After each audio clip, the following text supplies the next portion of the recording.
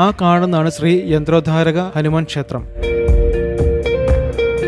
അവിടെ ഒരു ജനക്കൂട്ടത്തെയും പോലീസ് ഉദ്യോഗസ്ഥരെയും കണ്ടപ്പോൾ അടുത്തുനിന്ന പോലീസുകാരോട് എന്താണ് സംഭവിക്കുന്നത് ഞാൻ ചോദിച്ചു. തിരഞ്ഞെടുപ്പ് കമ്മീഷണറായ ഡോക്ടർ സുഖ്ബീർ സിംഗ് ഹംപി കാണാൻ വന്നതാണെന്ന് അദ്ദേഹത്തിൽ നിന്നും ഞാൻ മനസ്സിലാക്കി.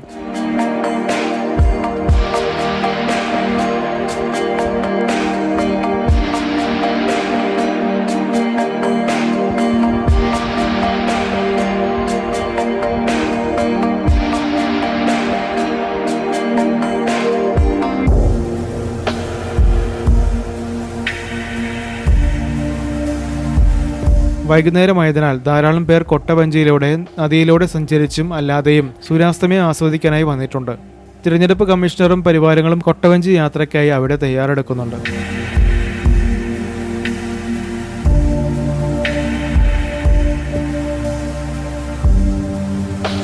സമയമില്ലാത്തതിനാൽ നദിയുടെ സൗന്ദര്യം ഒന്നുകൂടെ ആസ്വദിച്ചതിന് ശേഷം സൈക്കിൾ വെച്ചിടത്തേക്കെത്തി.